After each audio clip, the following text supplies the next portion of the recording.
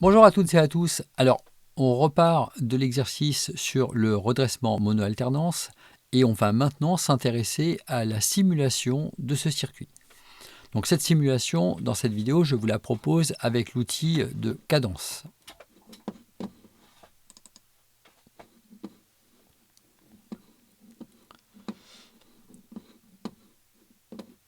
Alors, on va créer un nouveau projet.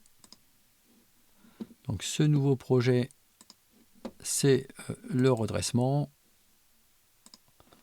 Donc redressement que je vais qualifier de mono.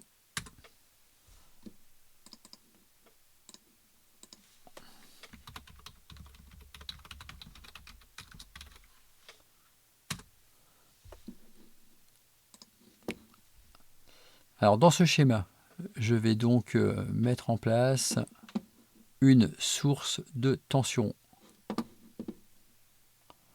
Alors source de tension sinusoïdale, on n'en a pas encore utilisé jusqu'ici. Donc cette source de tension sinusoïdale,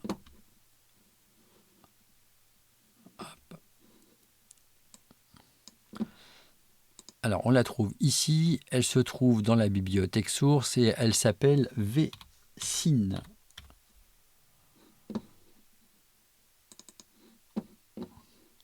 Donc la voici, cette source de tension sinusoïdale, on la caractérisera ensuite. Ensuite, on va aller chercher une diode.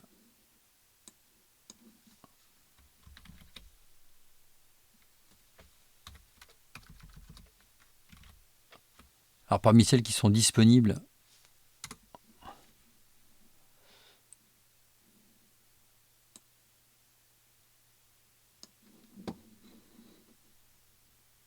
alors par défaut, les diodes ne sont pas disponibles, donc je vous montre comment on fait pour la rechercher. Ici, c'est un petit peu caché, hein, on a la possibilité de faire une recherche. Vous cliquez sur le petit bouton plus ici, on va sélectionner avec ce bouton le chemin dans lequel on va effectuer la recherche. Cette recherche, on va la faire dans les bibliothèques SPICE.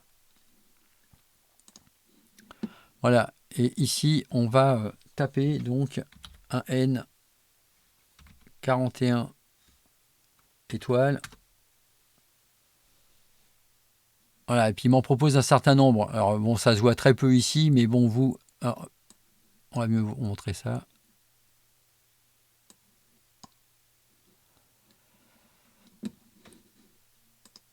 Hop, je fais un petit décalage. Voilà. Donc là, un N4148, la voici. Donc c'est une diode de redressement, tout ce qui est le plus classique, hein, pour du petit signal. Donc c'est celle que je vais prendre. Je la place ici. Voilà. Allez, on poursuit et on va venir maintenant placer la résistance. Alors la résistance, elle se trouve donc dans analogue, R, voilà. Donc ce sera notre résistance de charge que je vais positionner ici. Bon, on n'avait pas de valeur dans l'exercice, donc je vais laisser 1 kΩ. Et puis maintenant, on va tracer les différents fils pour réaliser notre schéma. Et je vais relier la masse du circuit. Alors concernant la source sinusoïdale, c'est une source qui ne possède pas d'offset, donc la valeur à rentrer pour l'offset c'est 0. Je vous rappelle que l'offset c'est la tension continue qu'on ajoute comme ceci, hein, sur le signal. Ensuite l'amplitude. Alors l'amplitude, on avait une amplitude qui avait été fixée à 50 volts. La fréquence. Alors la fréquence, on avait une période de 1 milliseconde. Je vous rappelle que la fréquence c'est 1 sur t. Donc 1 sur 1 milliseconde, ça nous donne 1000 Hz. La composante alternative qui ne sera pas utilisable, enfin utilisée ici, je vais la spécifier à 0, mais on n'utilisera pas. Donc voilà pour ce circuit dont on va maintenant effectuer la simulation. Alors cette simulation, c'est une simulation temporelle. Et cette simulation temporelle, je vais l'effectuer d'abord en démarrant un nouveau profil de simulation. Alors ce nouveau profil de simulation, je vais l'appeler temporel.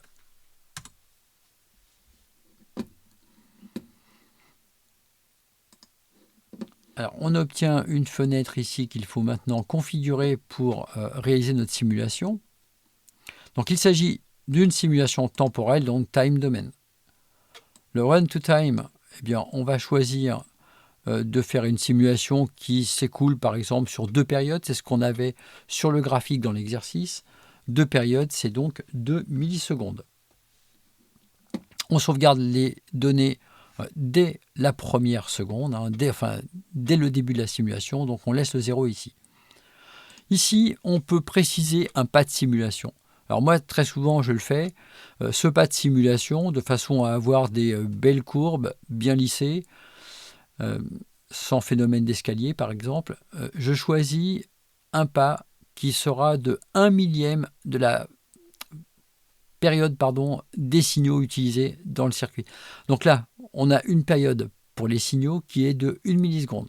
Je vous rappelle qu'on a fixé pour notre générateur d'entrée une fréquence de 1 kHz, c'est-à-dire 1 milliseconde de période. Ça, je le divise par 1000, ça me donne 1 microseconde pour mon pas de simulation, donc 1 U. On applique. On va ajouter une sonde à l'entrée,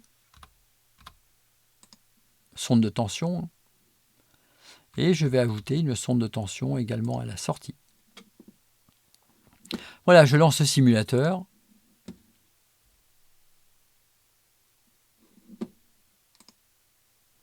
Et là, j'obtiens donc mes signaux d'entrée et de sortie. Alors, pour que ce soit un peu plus visible, je vais changer la couleur avec les propriétés de trace, ou plutôt l'épaisseur, pardon. Voilà pour celle-ci. Et enfin, pour le signal de sortie,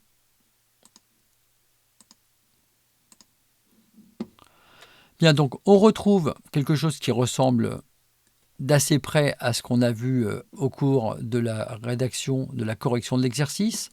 Petit détail, on voit qu'il y a une petite différence ici entre le sommet des courbes. Effectivement, on a négligé le seuil de la diode dans l'analyse précédente. Et bien sûr, ce seuil de diode, eh bien, il apparaît effectivement ici. Alors on peut zoomer à cet endroit-là pour aller voir un petit peu ce qui se passe.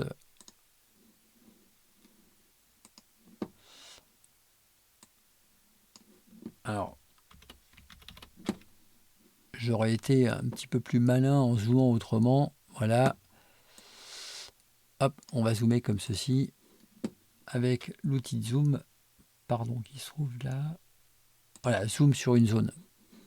Excusez-moi, c'est un peu laborieux. Ah, le curseur n'apparaît pas.